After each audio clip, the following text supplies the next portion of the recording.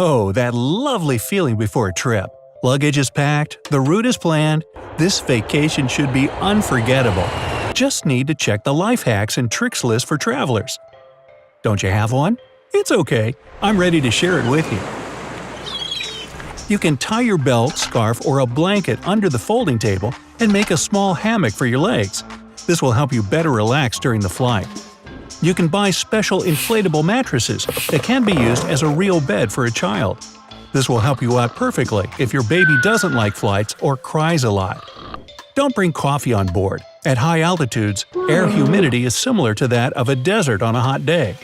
The body dehydrates quickly under such conditions, and coffee enhances this process.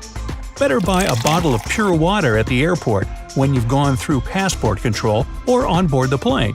Just stick to bottled water though, because the water they pour into tea, for example, might not be very clean. It's also recommended to eat something salty before the flight. Crackers or chips are great. Salt traps fluids inside your body, and this is exactly what it needs when you are somewhere really dry, like an airplane. Don't like the food you get on the plane? Some airlines provide a special menu for passengers. You just need to ask for it. As a rule, it is tastier than regular airplane meals. The thing is, the food is really quite ordinary. It's low pressure and dry air at a great height that mess things up. Our taste buds are dulled, and any food seems bland.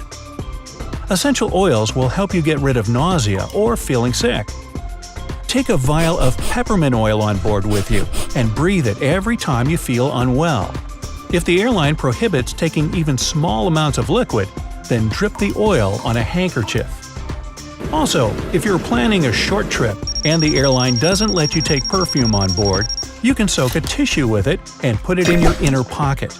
The longer the perfume stays in contact with the fabric, the better the tissue will convey the aroma. If you have a hard time changing time zones and can't fall asleep after the flight, you should arrange a workout for yourself shortly before departure. Go to the gym or run a mini marathon. This will help you fall asleep faster after the flight.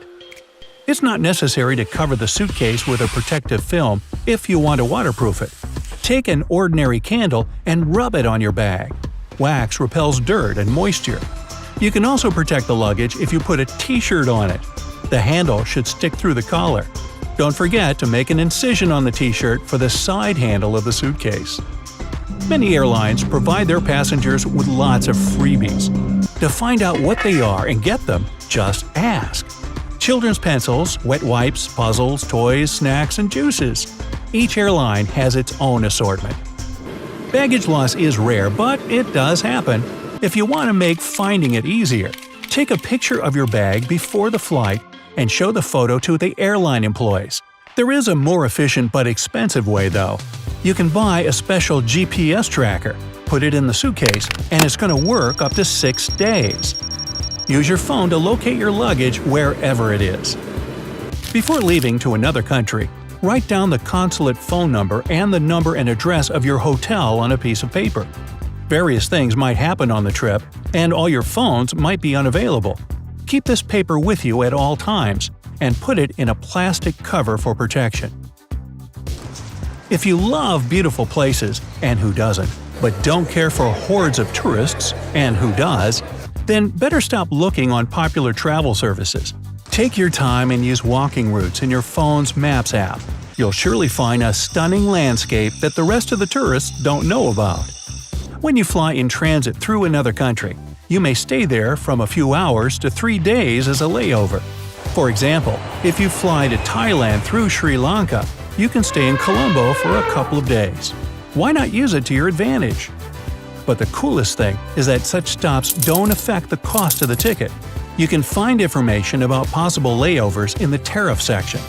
Also, it's best to inform the airline in advance that you want to stay in the country of transit.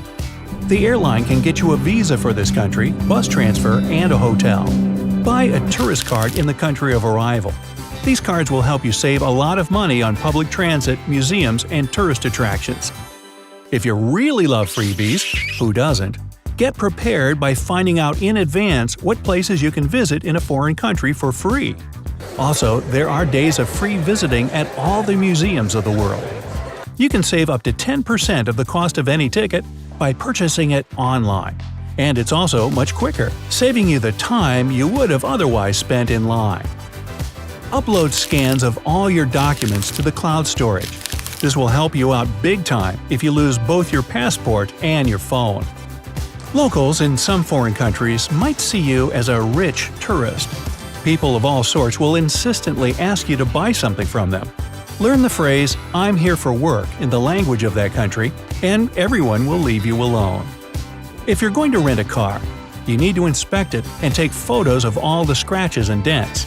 Best do this in the presence of the car's owner, so there isn't any misunderstanding later. If you're more into buying your own food in a supermarket, it's better to do it 2 hours before closing time.